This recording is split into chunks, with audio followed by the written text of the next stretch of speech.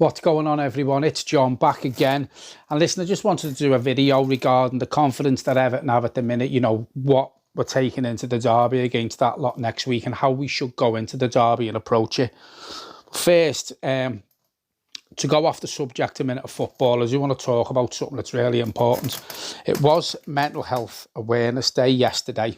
And up until recently, I never thought I struggled with mental health. On the situation we're in regarding COVID, it's affecting everyone different. Now, when the first lot hit, I was really worried about catching it, obviously because I've got the diabetes and the asthma. And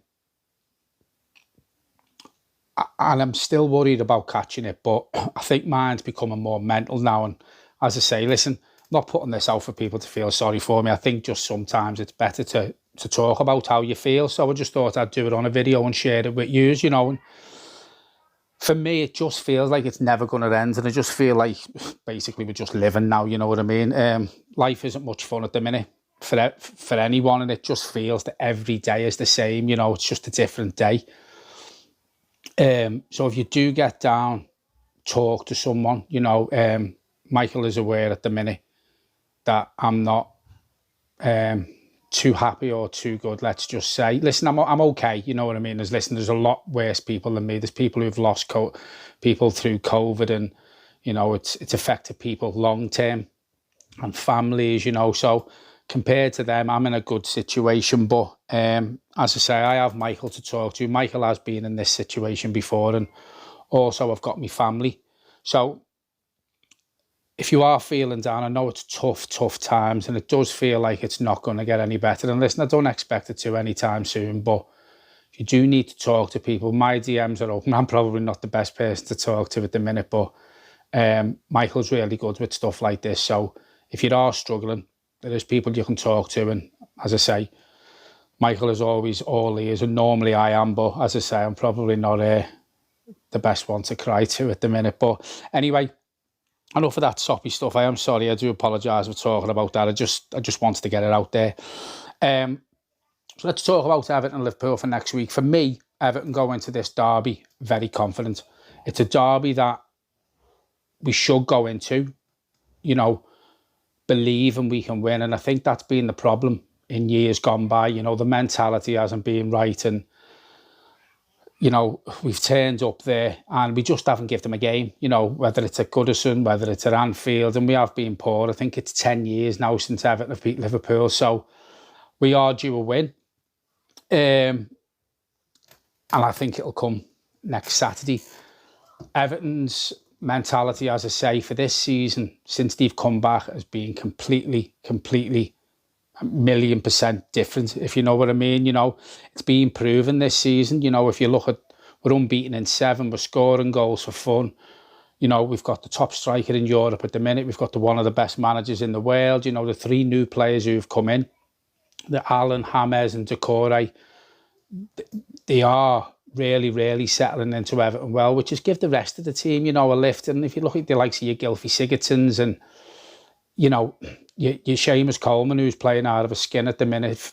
Gylfi Sigurdsson, as I say, when he's being called upon, whether it's being substitute or he started in the Carabao, just seems a different player to last season. Listen, in no way, shape or form am I saying I want Gylfi Sigurdsson to stay at Everton. I just think these players now are showing what, you know, they are capable of, whereas last season, I think they just took it as in, you know, I'm going to be on the team sheet because there's no one after my place. Now they have quality competition for their places. So Everton go into this game with the whole squad brimming of confidence, you know, and they've all stepped up to the plate.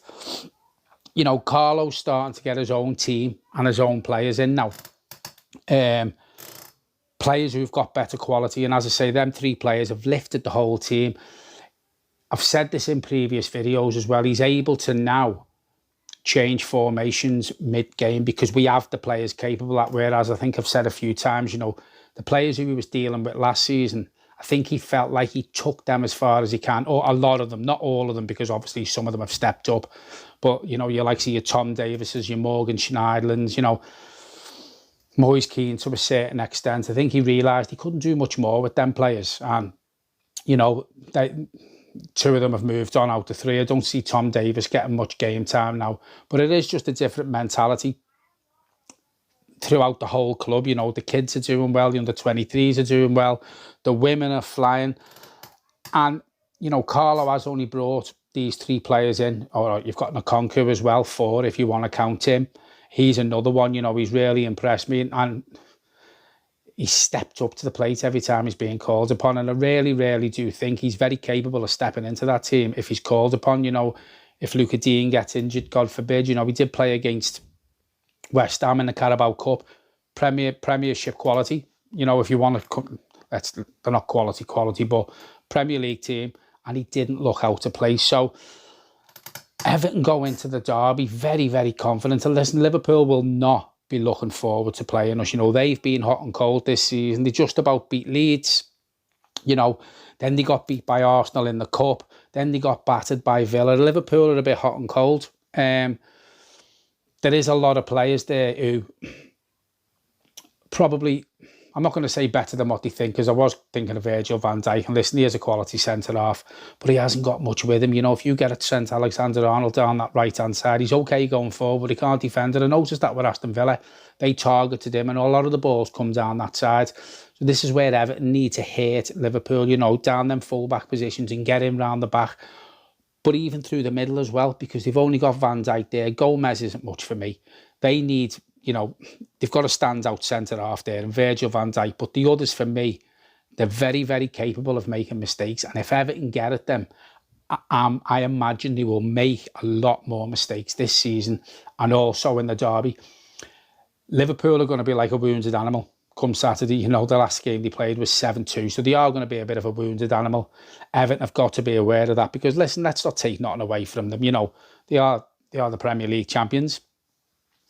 But I think, is it the fact that teams are getting on to how they play now, you know, and Klopp really hasn't changed his formation from last season? And, you know, Sheffield United are a perfect example of that. You know, they had a great season last season, and they're really struggling this season. So if managers don't step it up after having a good season, they can tend to get found out.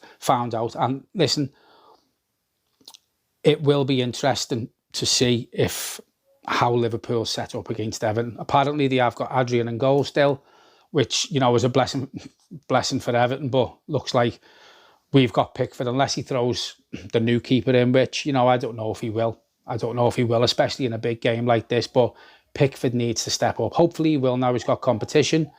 Not great competition, not the competition that we wanted at the club, but, you know, let's just hope it gives him that little bit of kick up the arse just to improve, because he needs to, you know, and I've said this on videos, good keepers earn you 10, 15 points a season. He will really lose us 10, 15 points a season. They have had a couple of players who tested positive in the last couple of weeks, Liverpool. I think Mane was one. Thiago Alcantara was one. Seen a video of him walking around town yesterday, so it looks like he's back fit. But it does depend on how the COVID's affected them 2 players, you know, because, yeah, they might be over it. Does it have a long-term effect on them, you know? And I'm not going to say I hope it does, because I wouldn't wish that on anyone, whether it's them or not, you know, because, as I said earlier on, it's affected a lot of people. Wouldn't wish that on anyone, but just for this game, let's just hope them 2 players are still struggling. Another thing I wanted to talk about is the internationals. Now, I don't agree with internationals at the minute. You know, the likes of me, you, anyone, we can only go to certain parts of the world. From when you get on the plane, you have the mask on. You get off the plane in the airport, you've got the mask on. I'm not saying the players haven't got that, but we can't go, yet these players are travelling all around the world. It's very easy to pick up. I think international games should be stopped for the time being. You know, yet there is qualifying games for this European League, or whatever it's called, you know, the International League, but they're also playing friendlies as well, you know, and if we have to do them, just stick to the qualifying games and just get rid of these friendlies, because they're pointless games, you know. And it seems to me like the players from all clubs should be sort of staying in the little bubble of the training grounds and going home and playing matches, not flying halfway around the world, arriving back to the country a day, 2 days before they've got a game, you know. they don't have time to see if they can get tested positive. I know it's quite quick now, but if the results don't come back, you know, and then they spread it all around, not just Everton, in general, you know, they shouldn't be having international games, in my opinion. Listen, this was only a short video. There will be a match preview out on Thursday for the Merseyside derby. And I just do want to say, listen, I am sorry for talking about what I talked about at the beginning of the video, but as people say, it's good to talk. So I just thought I'd talk to you people who've stuck with me since I've been on the channel since November. You know, you've been really good to me and give me confidence. And my videos are getting better. Listen, they could be a lot better, do you know what I mean? But, you know, you took a liking to me. Michael says that, you know, the channel's flying at the minute, and it is down to you people. So if I can share it with my family, you know, we are one big family in my opinion. So that's why I just wanted to get it off my chest. I spoke to my wife about it. Michael's aware of it.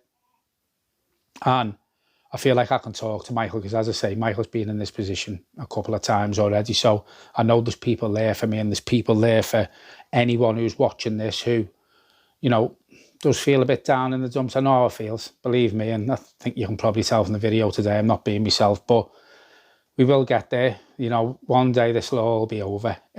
So listen, if you don't already sub to the channel, give it a subscribe. And you're probably thinking, no, I'm not subbing to that channel because it's more, but it's not normally like this. And you can ask anyone else, it's not normally like this. But, you know, just today, with it being Mental Health Awareness Day yesterday, I thought I'd mention it. Anyway, so as I say, subscribe to the channel if you don't already. Give the notification button a like, tell your friends, tell your family. The channel's flying at the minute. We are heading towards, I think it's 7,000 or 8,000 subs now. You know, we do want to hit 10,000 easy by the end of the season, and it will only be down to you people who could help us do that. So as I say, stick with us, carry on watching the videos, and we do appreciate, you know, all the comments that you leave at the videos, and we do appreciate you sticking with us.